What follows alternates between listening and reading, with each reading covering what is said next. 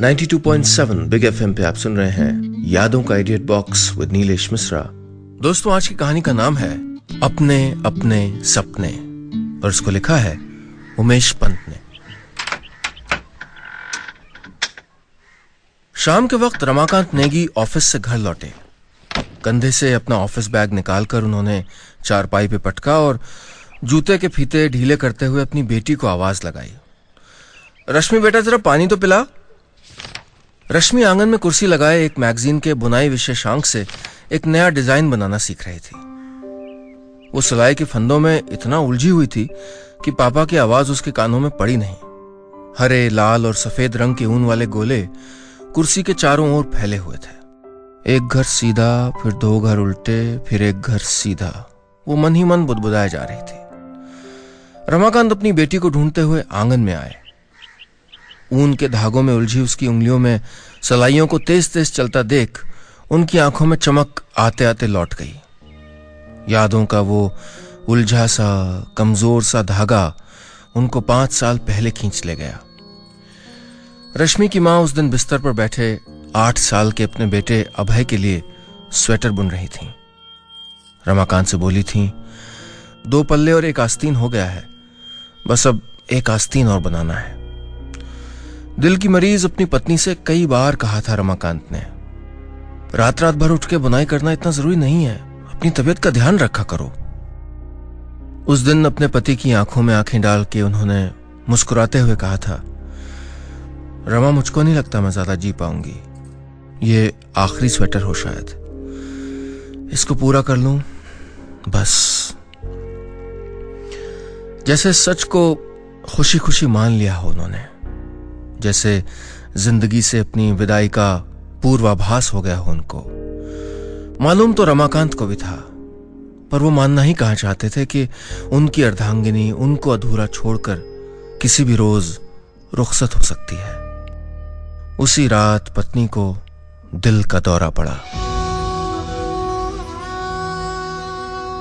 और उस आधे बने स्वेटर के साथ पूरे परिवार को हमेशा के लिए अधूरा छोड़कर वो किसी अजनबी दुनिया में चली गईं। रमाकांत ने किसी तरह खुद को और अपने 2 बच्चों को संभाला। भीतर से टूट चुके थे वो, पर बाहर से उनको मजबूत दिखना था। अपने छोटे छोटे बच्चों की खातिर पत्नी की मौत को अतीत की गलियों में छोड़ के वो बच्चों की परवरिश में जुट गए। रश्मि ने आज दरवाजे के पास चुपचाप किसी सोच में डूबे अपने पापा को देखा तो सलाइयां किनारे पर रखती हुई बोली, पापा आप कब आए, मैं आपके लिए जूस बना के लाती हूं। ये कहती हुई वो अंदर चली गई। रमाकांत अतीत के उस मायूस लम्हे से लौटे, फिर अंदर जाके बोले, अभय कहाँ है बेटा? जूस का ग्लास हाथ में लेकर रश्मि उनके सामने खड़ी थी। अपने पापा के सवाल को उलझाते हुए बोली, पापा आपको पता है ना, आज मैंने नया डिजाइन बनाना सीख लिया है। सर्दियां आने वाली है ना, अब मैं बहुत जल्दी आपके लिए एक स्वेटर बनूंगी। रमाकांत ने अपनी बेटी के इस नए हुनर पर मुस्कुराना चाहा, पर खुद को रोककर सख्त आवाज में बोले, आज फिर क्रिकेट खेलने तो नहीं चला गया वो? भाई को बचाने की अपनी ट्रिक को फेल होता देखकर रश्मि ने चुप रहना बेहतर समझा। रमाकांत बोले, नेक्स्ट मंथ से हाफ ईयरली एग्जाम है इसके, और इस लड़के ने किताबों का मुंह तक नहीं देखा है, हर टाइम आवारागर्दी। आज लेता हूं इसकी खबर। गुस्से से लाल पीले रमाकांत अपने कमरे की ओर बढ़ गए। वो गए ही थे कि हाथों में बैट लिए और पैरों में कीचड़ से सने जूते पहने अभय चुपचाप पीछे के रास्ते से कमरे में दाखिल हुआ। रश्मि ने उसको इस तरह आते हुए देखा तो उसके पास जाके बोली, बेटा आज तो तू गया, पापा बहुत गुस्से में है। अभय अपने बैट को दरवाजे के पीछे छुपाते हुए बोला, यार आज किसी तरह बचा ले मुझको, इस बार याद शहर 11 का कैप्टन उन्होंने मुझको बना दिया है, अब जाना तो पड़ेगा ही। रश्मि को उसे ताना मारने का एक अच्छा मौका हाथ लग गया था। हाँ, 10वीं के बोर्ड हैं इस बार, एग्जाम हॉल में बैठ के चौके छक्के ही मारना तू। दोनों खुसुर फुसुर कर ही रहे थे कि पापा की गुस्से भरी आवाज अभय को सुनाई दी। आ गया ये अभय? रश्मि से बोल कि अपनी मैथ्स की बुक लेके सीधे मेरे कमरे में आए। अभय समझ गया था कि आज उसके सितारे गर्दिश में हैं। आप सुन रहे हैं यादों का idiot box with Nilesh Mishra, सिर्फ 92.7 बिग एफएम पे। ये तय था कि आज अभय की क्लास लगने वाली थी। रमाकांत खुद तो यार्ड शहर जल निगम में एग्जीक्यूटिव इंजीनियर थे, पर वो चाहते थे कि उनका बेटा आर्मी में जाए, लेफ्टिनेंट बने। लेकिन इसके लिए जिस लगन की जरूरत थी वो अभय में दूर दूर तक उनको नजर नहीं आ रही थी। आर.एस. अग्रवाल की गणित की किताब अभय से लगभग छीनते हुए उन्होंने कहा, 10 सवालों में टिक लगा रहा हूं, तुमने 8 भी हल कर लिए तो आज के लिए तुमको माफी मिल जाएगी, वरना कल से स्कूल के बाद तुम बाहर नहीं जाओगे। और हां, क्रिकेट तो अगले 6 महीने तक भूल जाओ। अभय जानता था कि पापा का गुस्सा बस कुछ देर का ही है, लेकिन फिर भी जब कभी पापा डांटते तो उसको मां की बहुत याद आती थी। जब मां थी तो जैसे उसके पास शैतानियां करने का लाइसेंस था। जिस दिन वो कोई शैतानी करता, उस दिन पापा की डांट से बचने के लिए इतना मासूम बन जाता कि मां जो कहती सब मान लेता। और जब पापा आते तो मां सारी बात संभाल लेती। अब उसकी शैतानियों पर पर्दा डालने के लिए मां तो नहीं थी, पर ऐसा भी नहीं था कि उसकी शैतानियां कुछ कम हो गई हों। घर का सबसे छोटा जो था। पापा ने कह तो दिया था, पर क्रिकेट को भूलना उसके लिए लगभग नामुमकिन था। और यार्ड शहर की अपनी क्रिकेट टीम का कैप्टन जो था वो। पापा की डांट सुन के वो चुपचाप सीधे साधे बच्चों की तरह हां में सर हिला के गणित के सवाल हल करने में जुट गया। साथ ही ये भी सोचने लगा कि कल वो ऐसा कौन सा बहाना बनाए जिससे प्रैक्टिस मैच खेलने के लिए जा सके। 8 तो नहीं, पर 6 सवाल उसने हल करके पापा को दिखा दिए। रमाकांत का डर थोड़ा कम हुआ कि उनका बेटा इतने गहरे पानी में भी नहीं है। उन्होंने अभय को पास बिठाया और प्यार से समझाने लगे, बेटा अभी तुम्हारे मेहनत करने का टाइम है। अभी मेहनत नहीं करोगे तो आगे कुछ नहीं कर पाओगे। अगर अभी मेहनत करके एनडीए का एग्जाम निकाल लिया तो फिर वहां तुमको कोई किसी चीज से नहीं रोकेगा। लेकिन अभय की क्रिकेट के लिए दीवानगी को पापा की इस नसीहत ने कहां डिगाना था। सचिन तेंदुलकर का डाई हार्ड फैन जो था वो। सचिन क्रीज पे हो तो फिर उसको टीवी के सामने से कुछ करके उठाया नहीं जा सकता था, और जैसे सचिन आउट तो उसके लिए जैसे मैच खत्म। जिस दिन सचिन कम रन बनाए तो उसके गुस्से के प्रकोप से घर की कोई न कोई चीज टूटनी तो तय थी, और जिस दिन सचिन सेंचुरी मार दें उस दिन वो ऐसे खुश हो जाता था जैसे मैन ऑफ द मैच की ट्रॉफी उसी को मिलने वाली हो। तो खुद को सचिन सरीखा क्रिकेटर बनाने की तमन्ना लिए दूसरे दिन फिर शाम को वो क्रिकेट के मैदान में था। दूसरे दिन फिर देर से घर लौटा तो पापा समझ गए कि वो इतनी जल्दी मानने वाला नहीं है। उन्होंने भी जिद ठान ली कि चाहे कुछ भी हो, इस साल अभय को क्रिकेट नहीं खेलने देंगे। आप सुन रहे हैं यादों का edit box with Nilesh Mishra, सिर्फ 92.7 बिग एफएम पे।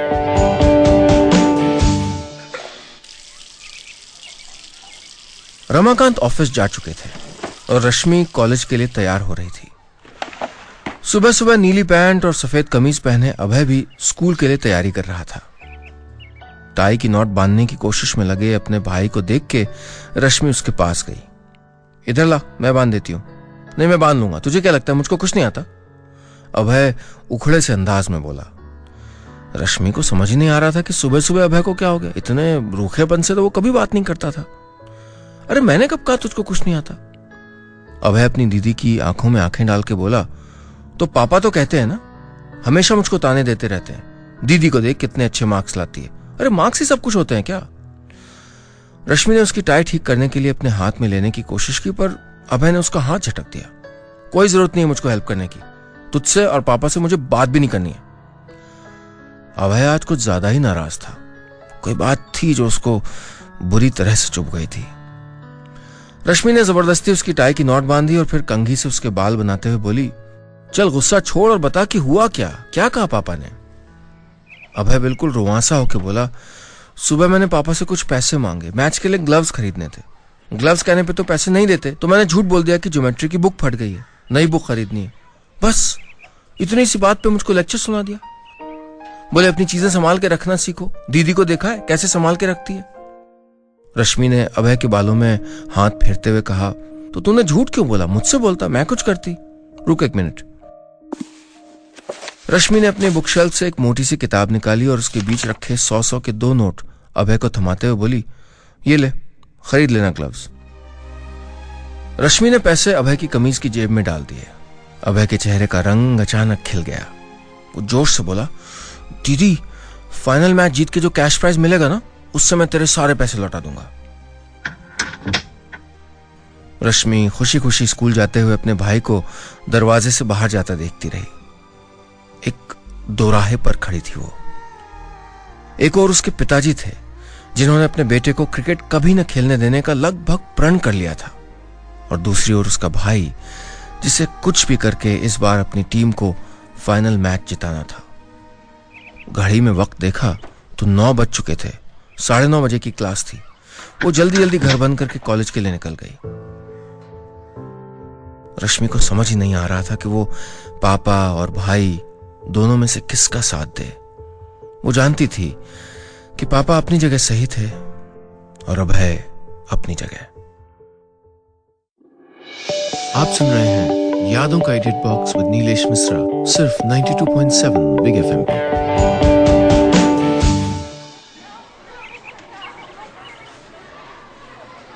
हाफ ईयरली एग्जाम्स की डेट शीट नोटिस बोर्ड पे थी। स्कूल के कॉरिडोर से गुजरते हुए अभय ने जैसे ही लिस्ट देखी, वो सख्ते में आ गया। जिस दिन उसके एग्जाम शुरू हो रहे थे, ठीक उसके दूसरे दिन से क्रिकेट के मैच भी शुरू थे। बस एक हफ्ता बाकी था। राहत की बात यही थी कि सुबह पहले हाफ में एग्जाम थे और सेकेंड हाफ में मैच। अभय को इस बात की चिंता नहीं थी कि वो दोनों चीजें एक साथ कैसे कर पाएगा। उसको फिक्र थी तो इस बात की कि पापा से छुप के वो क्रिकेट खेलेगा कैसे। स्कूल के बाद प्रैक्टिस के लिए जाते वक्त उसको यही सवाल सताया जा रहा था। यार्ड शहर को इतना बड़ा शहर तो नहीं है कि वो खेलेगा और पापा को पता नहीं चलेगा। कोई ना कोई तो जाके उनसे कह ही देगा। उनसे छुप के तो खेला नहीं जा सकता और उनको बता के खेलना असंभव। कई बार हमारे सबसे अपने हमारे सपनों के रास्तों पे आके खड़े हो जाते हैं। अभय के लिए यह मौका बिल्कुल वैसा ही था। उसको मां की याद आ गई। मां होती तो वो पापा को मना लेती। उसने सोचा, क्यों नहीं है मां, कहां चली गई वो। काश कि उस अजनबी दुनिया से वो मां का हाथ थाम के उसको पापा के पास लाके खड़ा कर सकता। शायद वो समझा पाती पापा को। आज प्रैक्टिस में अभय का मन बिल्कुल नहीं लगा। वो आधे घंटे पहले ही घर लौट आया। घर में रमाकांत एनडीए के एंट्रेंस एग्जाम की किताबों का पूरा सेट ले आए थे। वो अपने बेटे के लिए एक सपना देख रहे थे, इस बात से बेखबर कि उनका बेटा अपने लिए पहले ही एक सपना देख चुका है।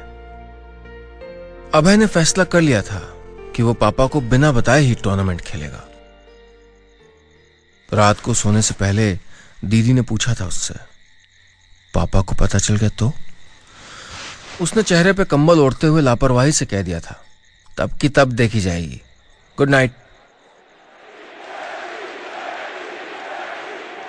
आने वाले मैच के उत्साह में वक्त कब बीत गया उसको पता ही नहीं चला। पापा से झूठ बोलकर अभय अपनी टीम के साथ पहला मैच खेलने के लिए मैदान पर तैयार खड़ा था। क्रिकेट का बुखार जैसे पूरे यार्ड शहर में छा गया था। उस दिन गवर्नमेंट इंटर कॉलेज का पूरा मैदान दर्शकों से पटा हुआ था। यह मैच अभय के लिए इसलिए भी अहम था क्योंकि नई नई बनी यार्ड शहर क्रिकेट एसोसिएशन के सिलेक्टर आ रहे थे आज। उन्होंने इस टूर्नामेंट के चुनिंदा खिलाड़ियों को अंडर 19 की स्टेट लेवल टीम के लिए कोचिंग देने का फैसला किया था। हेलमेट, ग्लव्स और पैड पहने हुए सफेद रंग की जर्सी में अभय पिच पर बिल्कुल सचिन तेंदुलकर जैसा महसूस कर रहा था।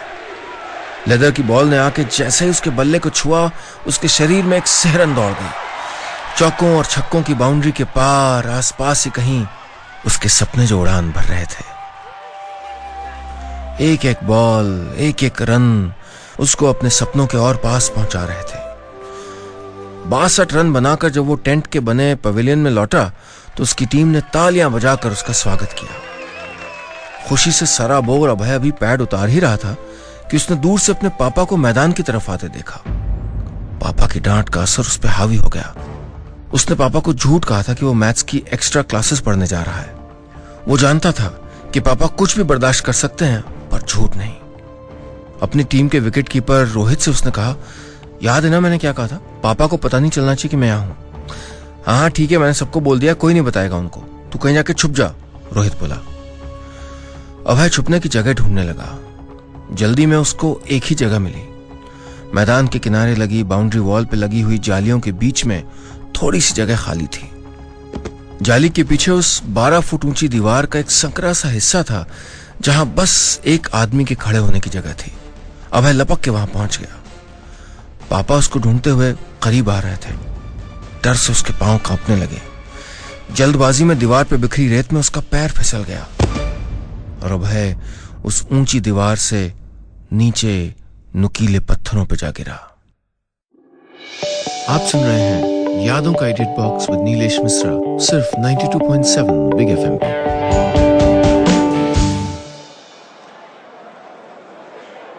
अभय जमीन पे बेहोश पड़ा था। उसके पैरों से खून बह रहा था। देखते ही देखते वहां सैकड़ों लोग जमा हो गए। मैच देखने आए सभी लोगों ने चित्त पड़े अभय के चारों ओर जमावड़ा लगा दिया। अभय के पिताजी रमाकांत भी कुछ देर में भागते हुए वहां पहुंचे। उन्होंने पहले अपने सामने बेहोश पड़े अपने बेटे को देखा और फिर उस ऊंची दीवार की तरफ जहां से अभय नीचे गिरा था। इतनी ऊंचाई से गिरकर उनका बेटा ठीक होगा या नहीं, ये सोचकर उनकी रूह कांप गई। आंखें नम थीं, पर शरीर में एक तेजी दौड़ गई। उन्हें कुछ भी करके अपने बेटे को बचाना था, जिसने अनचाहे ही अभी अभी उनके डर के आगे घुटने टेक दिए थे। आनन फानन में एक कार में अभय को बिठाया गया। अस्पताल पहुंचकर डॉक्टर ने बताया कि टखने की हड्डी अपनी जगह से फिसल गई है, तुरंत ऑपरेशन करना होगा। मेजर फ्रैक्चर है। रमाकांत ने डरते हुए कहा, डॉक्टर साहब मेरा बेटा बच तो जाएगा ना? उनकी आंखों में लाचारी थी। अपने घर में कुछ ही सालों पहले हुई पत्नी की मौत से मुश्किल से उबर पाए थे वो। डॉक्टर ने ढाढ़स बनाते हुए कहा, चिंता मत कीजिए, कुछ नहीं होगा आपके बेटे को। अस्पताल की लॉबी में ऑपरेशन थिएटर के बाहर बैठे थे रमाकांत। अभय के दोस्त रोहित ने सब कुछ आके सच सच बता दिया था। अपराध बोध से भरी नम आंखों से किसी तरह आंसुओं की बूंदें पलकों में छुपा रहे थे वो। कुछ ही देर में रश्मि दौड़ती हुई आई। पापा क्या हुआ अभय को? उनकी बेटी के सवाल पर उससे नजरें नहीं मिला पाए रमाकांत। वो जान गए थे कि गलती उनकी है। अपने सपनों के बोझ तले अपने बेटे को दबाने का हासिल था ये एक्सीडेंट। कैसे कहते अपनी बेटी से कि उसके भाई के साथ जो दुर्घटना हुई थी उसका जिम्मेदार कोई और नहीं, वो खुद थे। बेटी के सामने नहीं रोक पाए खुद को रमाकांत। उनकी आंखों से आंसुओं का सैलाब बह निकला। क्या हुआ पापा, आप क्यों रो रहे हैं? कहां है अभय? रश्मि की तो जैसे जान पे बनाई थी। रमाकांत ने अपने आंसू पोंछे और फिर किसी तरह खुद को संभाल के बोले, बेटा ऑपरेशन हो रहा है, मैं जानता हूं कुछ नहीं होगा उसको। एक बेहद सहमी और डरी हुई आवाज थी ये। कुछ देर में ऑपरेशन थिएटर की बत्ती हरी हुई।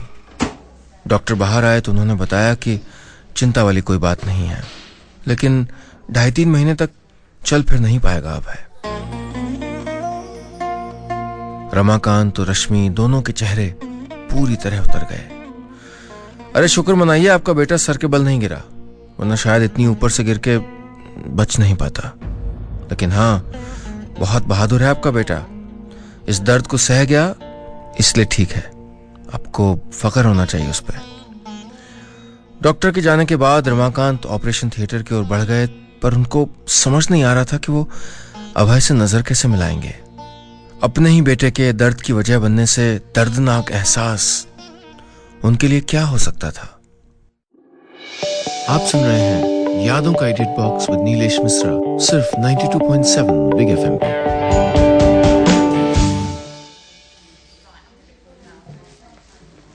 अस्पताल के बिस्तर पर हल्की नीली यूनिफॉर्म पहने अभय लेटा हुआ था। उसके दाएं पैर पर मोटा सा प्लास्टर चढ़ा था और टांग पर एक रस्सी बंधी हुई थी। पैर को सीधा रखने के लिए रस्सी पर वेट्स लटकाए गए थे।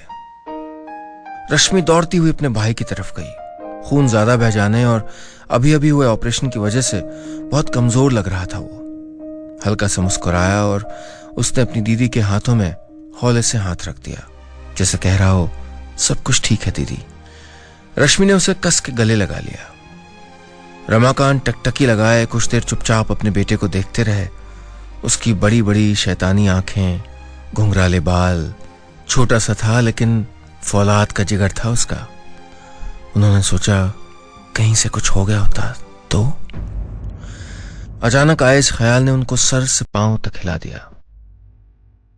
पास जाके रमाकांत ने अभय का माथा सहलाया। मन ही मन बोले, बेटा एक बार जल्दी से ठीक हो जा, फिर नहीं रोकूंगा तुझको क्रिकेट खेलने से। वो जानते थे कि बेटे के लिए देखे अपने सपनों को पूरा करने की चाहत में वो उसके सपनों का गला घोटने की एक अनजान कोशिश कर चुके थे। अभय के चेहरे पर उसकी ट्रेडमार्क हंसी अभी भी मंद मंद लहरा रही थी। पापा और दीदी की तीमारदारी से कुछ ही दिनों में अभय हिलने डुलने की हालत में आ चुका था। अस्पताल में दिन भर उससे मिलने जुलने वालों का तांता लगा रहता था। रमाकांत ये देख के हैरान थे कि उनके बेटे ने इस शहर में इतने दोस्त कब बना लिए। उनके पड़ोसी बिस्तरों पर उदास बैठे रहने वाले मरीज अब कभी उसके साथ लूडो खेल रहे होते तो कभी शतरंज की बाजियां लगा रहे होते। देखते ही देखते पूरे अस्पताल में लोग उसकी जिंदा दिली के मुरीद हो गए थे। उसने अस्पताल की उदास दुनिया में अपनी मुस्कुराहट के रंग बिखेर दिए थे। शाम के वक्त जब रमाकांत ऑफिस से अस्पताल लौटे तो दरवाजे पर पहुंचते ही ठिठक गए। अभय के बिस्तर पर चारों ओर उनकी लाई हुई एनडीए की किताबें बिखरी हुई थीं। सामने स्टूल पर बैठी रश्मि अभय से सवाल पूछ रही थी और वो उनके जवाब दे रहा था। अभय ने ठान लिया था कि इस बार वो पापा की उम्मीदों पे जरूर खरा उतरेगा। रश्मि ने दरवाजे पर खड़े अपने पापा को देखा और हैरानी और खुशी का एक मिला जुला सा एहसास हुआ। उसने कोहनी से अभय की पीठ पर थपकी देकर पापा की ओर देखने का इशारा किया। अभय ने पापा की ओर देखा तो उसकी खुशी का ठिकाना न रहा। पापा के हाथ में एक बड़ा सा बैग था और उस बैग के अंदर क्रिकेट का पूरा किट। रश्मि दौड़कर रमाकांत के पास गई और उनके हाथ से बैग ले लिया। बैग की चेन खोलकर उसने अभय को दिखाने के लिए एक एक करके चीजें निकालनी शुरू कर दी। एक बॉल, एक बैट, एक हेलमेट, एक पैड, बैटिंग ग्लव्स। अभय को लगा जैसे दीदी बैग से एक एक करके खुशियों के लम्हे निकाल रही हो।